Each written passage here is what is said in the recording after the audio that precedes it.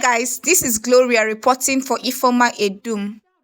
We cannot overemphasize the fact that Nigerians around the globe are watching the judiciary and are expecting them to deliver justice in the ongoing presidential election petition tribunal.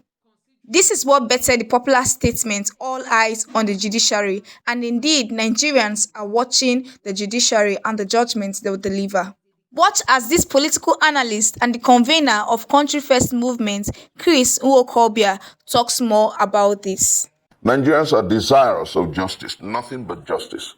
They want the judiciary to do what is proper and right. Nigerians want the interpretation of the law, veto the Electoral Act, and indeed the Constitution as it pertains to the presidential election of February 25th.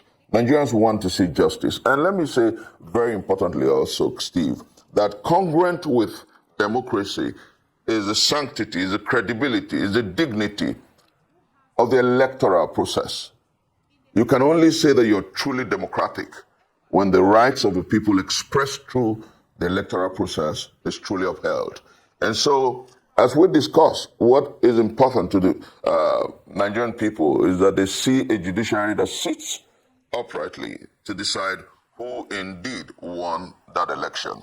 And I believe, like I said in my opening remark, that the judiciary will do what is proper, right, and right. And I'll give you two reasons why I do believe so. The first is the red flag that was thrown by Mr. President and his team.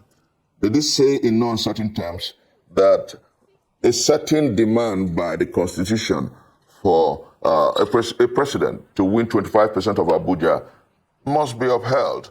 And that if the judiciary decides to rule on that position, that there is likelihood of anarchy. And that's trying to overawe or threaten the judiciary because they know the truth. And the APC, the PDP, and indeed the Labour Party has said that clearly the president did not win 25% of votes cast in the Federal Capital Territory. That's on the one hand. Then on the second hand, what is important for us, and indeed the judiciary, is to determine whether indeed the vice presidential candidate and who has become the vice president of the APC, who has become the vice president of the Federal Republic of Nigeria, did meet with the constitutional provision, because indeed at some point he had two tickets, one for the Senate and one for the office of vice president. So these are fundamental issues and they're constitutional issues. I think that what is important for us and indeed our country is for the judiciary to do right. And interestingly, Steve, you also remember, and I know you know that quote by James Russell Lowell. He was born in the year of our Lord 1819. Lowell said something that is very remarkable and important at this point in our historicity. When he wrote the poem, The Present Crisis, Lowell said, "Truth forever on the throne, truth forever on the scaffold, falsehood forever on the throne. Yet that scaffold sways the future. And behind the darkness, the dim unknown, standeth God in the shadow, keeping watch above his own." The Nigerian people are those who are indeed interested in how we deepen our democracy, and they want to sustain our democracy beyond the shenanigans and the politics of political office holders and political operators. And I belong to that constituency that says that the time has come for us to work and do things correctly and rightly. We want a nation that adheres to the rule of law. And I believe, and I implore the judiciary to interpret the law effectively, not to pander to technicalities, but ensure that they support the civil society and indeed the Nigerian people in ensuring that justice is done. So regarding Lamidi Apapa and what they're doing, like I said, is a puppet and the puppeteer. Right. The witch cried last night, the child dies this morning, and you make your conjecture, Steve. All right, Mr. Chris, I wanted to just narrow in again on the confidence of the judiciary. I mean, the public confidence. You have said that the judiciary understands that Nigerians are looking up to them. But do you think Nigerians have lost confidence? I mean, owing to that report that Shaitan mentioned earlier, alleging that Tinubu and the CJN, Ariwola, had a phone conversation on how to pressurize the presidential election petition court to rule in favor of Tinubu.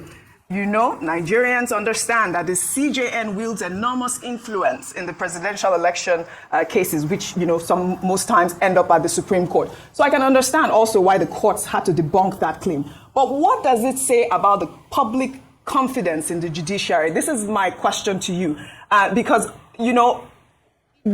be it as it may, they might come up with their ruling. Do you think Nigerians will trust that ruling? And I would like for you to actually address Atiku Abubakar's statement on Saturday, where he accused the APC of trying to compromise the judiciary by threatening them with anarchy and all of that. I'd like for you to address both, please. Let me say clearly that there is something in the political amphitheater, there's something in the socio-political horizon that suggests that the people have some level of confidence in the judiciary. And I say this, if we didn't, we'll be on the streets. If we didn't, there will be anarchy by now. If we didn't, we won't be saying that we're looking up to the judiciary. If we didn't, you won't have the hashtag all eyes on the judiciary. We believe somehow that the judiciary will do what is proper, right and right. Let me also say that the statement by His Excellency the former Vice President of the Federal Republic of Nigeria, ditto that Bola Tinubu, President Bola Tinubu and his team trying to threaten and overhaul the judiciary is by surreptitious trying to compromise the judiciary. Don't forget that quickly the judiciary has come to try to build public trust and to say that they are not being compelled by the executive to knee-jerk our democracy, to threaten our democracy, or to give wrong ruling. I want to say, with all sense of respect, that I believe that the judiciary do what is right for three strong reasons. They understand that the masses of our people are better politically aware now than ever. And they understand that the plethora of reportage and information regarding the last election scores the election as the most flawed in our recent history. Everyone understands the monumental electoral larceny that happened on the 25th of February. So that's point number one. Nigerians are watching and expecting that the judiciary will do right. Point number two is that the presidency does understand that somehow, should the judiciary follow the law strictly, they will lose. And so they're trying to threaten the judiciary by saying that there will be anarchy if they rule that the last election was truly flawed.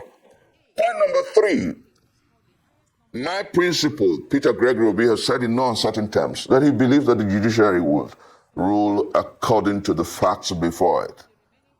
Former Vice President Atiku Abubakar has said in no uncertain terms that they will not accept anything but justice.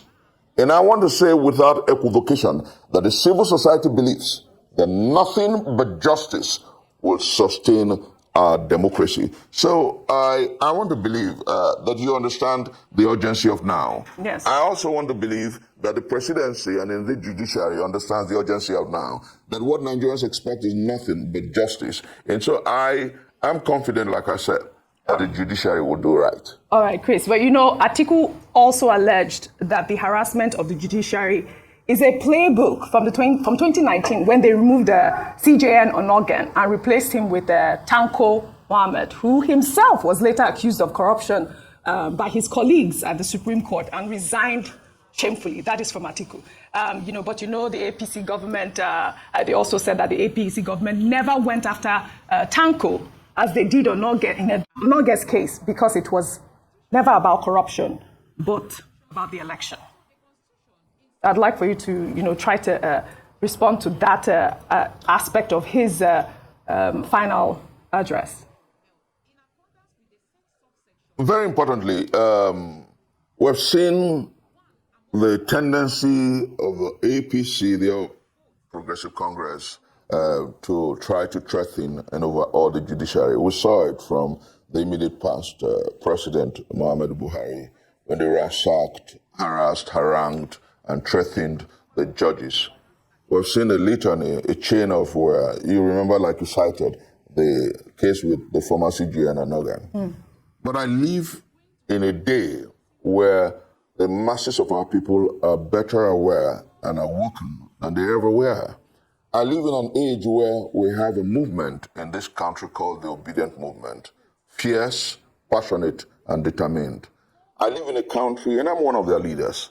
I live in a country where people are saying that what is proper, right, and right must be done.